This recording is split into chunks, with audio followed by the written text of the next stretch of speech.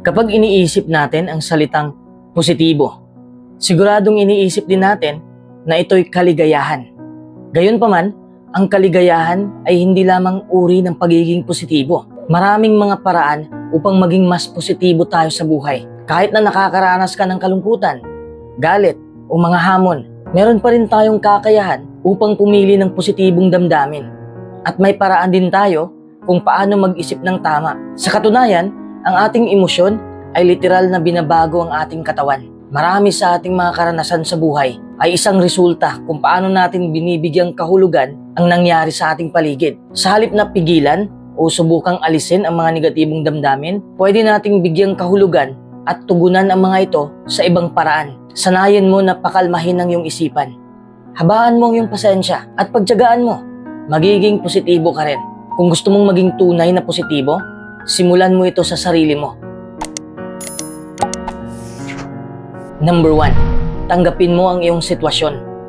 Hindi mo mababago ang iyong pag-iisip kung hindi mo tanggap kung ano ang sitwasyon mo. Kung hindi mo tanggap kung ano ang problema mo. Ang pagtanggap na meron kang mga negatibong iniisip at negatibong damdamin at ang pagtanggap na hindi ka nasiyahan kung paano mo tinutugunan ang mga ito ay makakatulong sa'yo na simulan ang proseso ng pagbabago. Huwag kang magalit sa isip at damdamin mo. Tandaan mo ito, ang mga iniisip na sumusulpot sa isipan mo at ang nadarama mo ay hindi masama o mabuti. Ang mga ito ay isip at damdamin lamang. Ang maaari mong makontrol ay kung paano mo bigyang kahulugan at tugunan ang mga ito. Magiging negatibo lang yon kung mali ang pangunawa mo. Ibig sabihin na ikaw pa rin ang may kontrol. Tanggapin mo rin ang mga bagay tungkol sa iyong sarili na hindi mo mababago. Halimbawa, kung ikaw ay isang introvert na nangangailangan ng oras na mapag-isa upang makapag-recharge, kung pilit mong subukan maging isang extrovert sa lahat ng oras, marahil ay malulungkot ka lang sa resulta. Ibig sabihin, natanggapin mo kung introvert ka o ikay extrovert. Huwag mong piliting baguhin ang sarili mo kung may negatibong epekto naman ito sa'yo. Tanggapin mo kung sino ka talaga.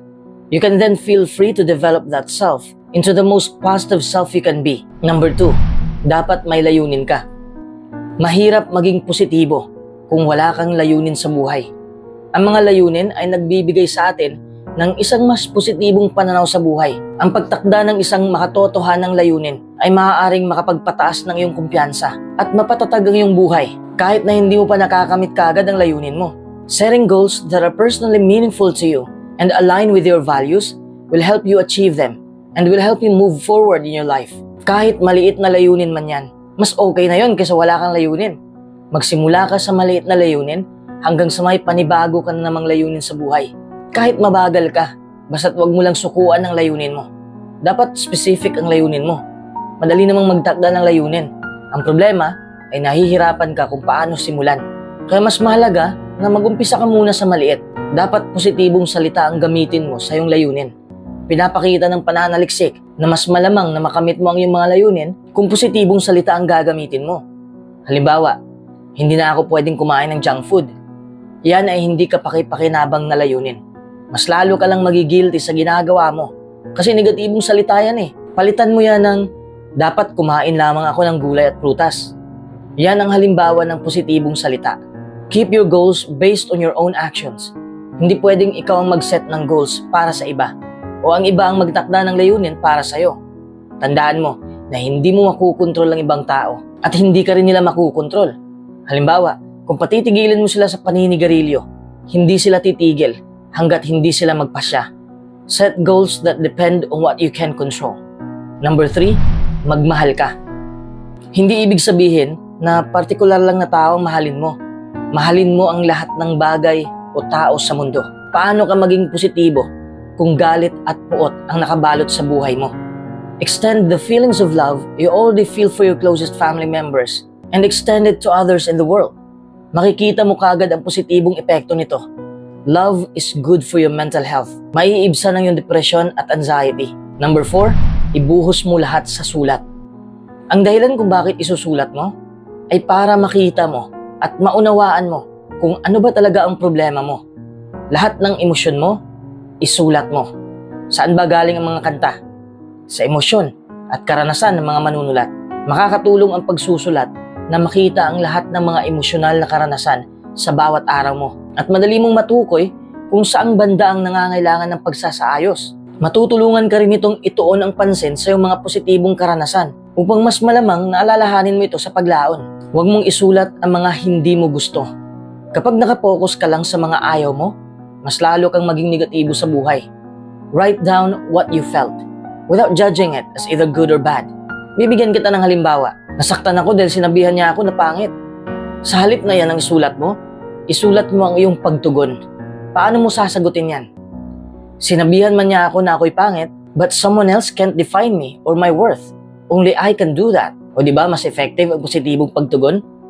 Try to think about how you can use these experiences as learning experiences. How can you use this for personal growth? Ano ba ang gagawin mo sa susunod pag mangyari to?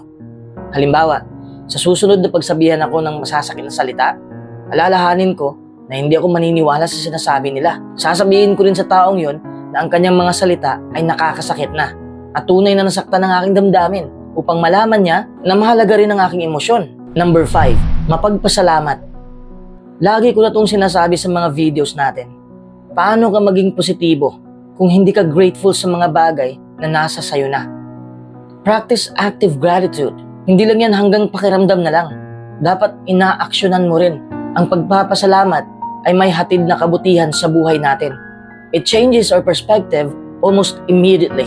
And the rewards keep growing the more we practice active gratitude. It helps you feel more positive and increases feelings of happiness. Ibahagi mo sa iba ang pagpapasalamat mo. Iparinig mo sa kanila na mapagpasalamat ka para makadama rin sila ng ganitong klaseng enerhiya. It can also inspire positive feelings in the people you share with. Pasalamatan mo ang bagay na ikinatutuwa mo. Recognize all the little positive things that happen throughout the day. Ang daming bagay sa mundo at sa karanasan mo ang pwede mong pasasalamatan. Savor these good things. Tayo kasing mga tao, mas mapapansin pa natin ang negatibo kaysa sa positibo. Mindfully acknowledge the positive things in your life. Try to store them in your memory. Halimbawa, kapag nakakakita ka ng magandang tanawin, sabihin mo sa sarili mo, napakaganda ng sandaling ito at gusto kong maisip to palagi.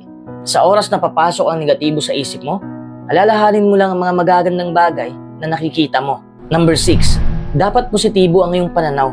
Makakapagpataas ito ng kumpiyansa mo. Isipin mo na ang buhay mo ay magbabago. Huwag mong isipin na hanggang dyan ka na lang. Kung iniisip mo palagi na hindi patas ang mundo, hindi mo mababago ang buhay mo. Ang dami mong kamalian sa buhay. Hindi ka maging positibo. Paano gagaan ang iyong pakiramdam kung negatibo ang pananaw mo sa buhay? Ang pagkakaroon ng positibong pananaw ay hindi ibig sabihin na wala ka nang iniisip na mga hamon sa buhay o wala ka nang mapait na karanasan. Meron pa rin mga pagsubok kahit positibo ng pananaw mo. Pero iniisip mo na makakaya mo lahat yon.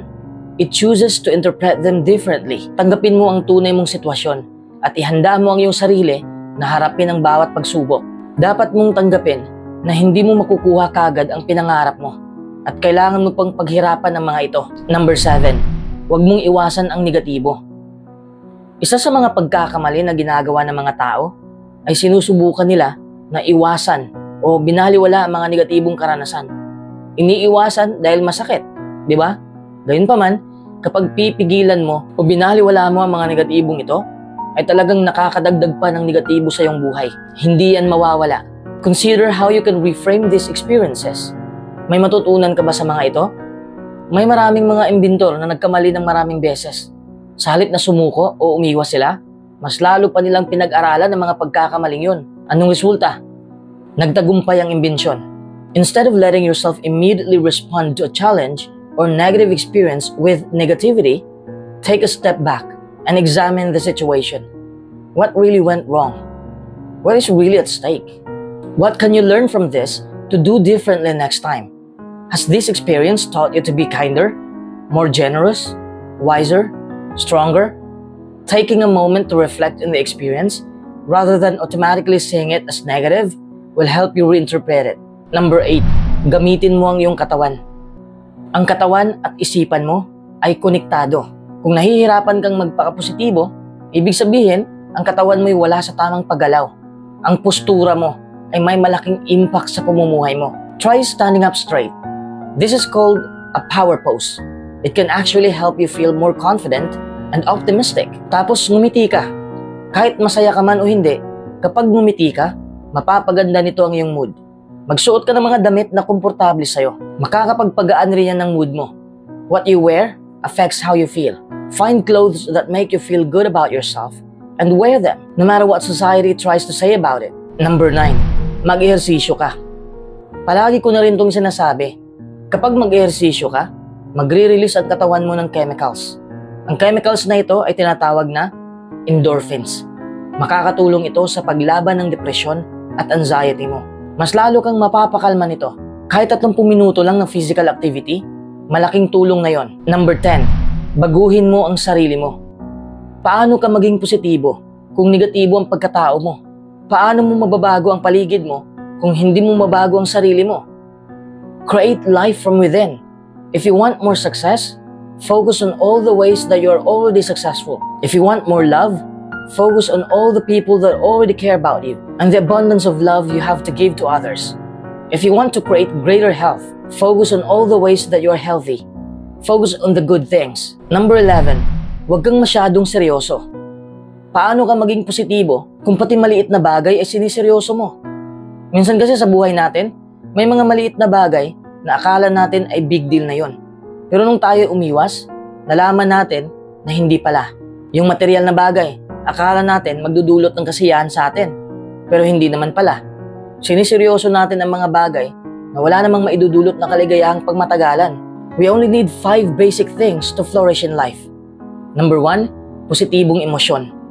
Number 2, makikipaghalubilo sa mga tao. Number 3, mahalin mo ang iyong kapwa. Number 4, kamtin ang makabuluhang bagay. Number 5, magtagumpay. Pero depende na yan sa'yo kung paano mo yan binigyang kahulugan. Kung hindi mo kasi nakita ang kahulugan ng mga ginagawa mo, hindi ka magiging masaya.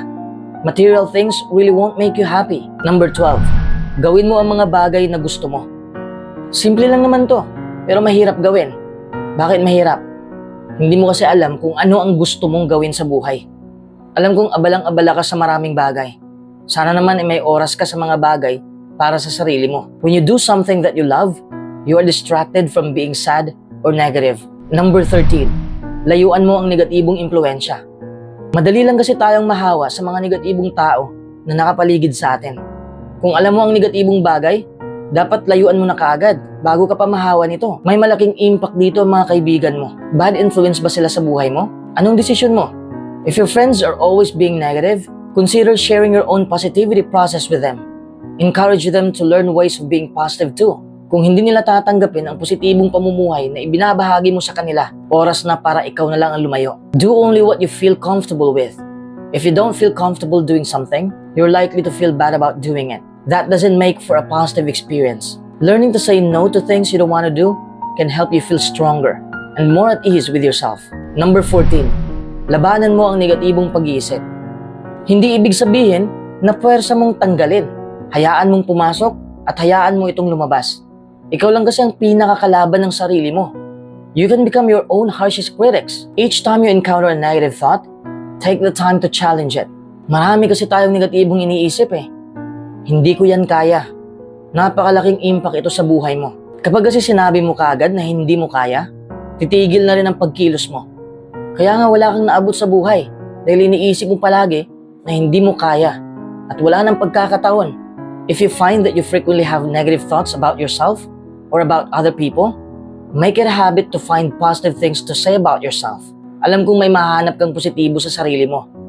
Kung sinabi mong pangit ka, hindi naman siguro buong pagkatao mo pangit, di ba? Kung sinabi mong bobo ka, hindi ka naman siguro bobo sa lahat ng bagay, di ba? There are both positive and negative aspects in most situations. We get to choose which ones we'll focus on. Kung may mga negatibo mang bagay na hindi mo mababago, tanggapin mo yon. Minsan kailangan nating tanggapin na ang buhay ay hindi talaga patas. Ganyan na talaga ang buhay. Hindi natin yan makukontrol. If we waste energy and happiness on the things we can't change, we'll only make ourselves more frustrated. Number 15, huwag kang matakot mabigo. Pabalik-balik ko nang sinabi to. Paano ka maging positibo kung hindi ka pa handang mabigo? Kung hindi ka pa handang tanggapin ang kabiguan? Lahat tayo ay madadapa at magkakamali ng maraming beses. It's about how we get back up again that counts. Kung naghahangad tayo ng tagumpay, tapos hindi rin tayo takot mabigo, may posibilidad na maging positibo tayo sa buhay.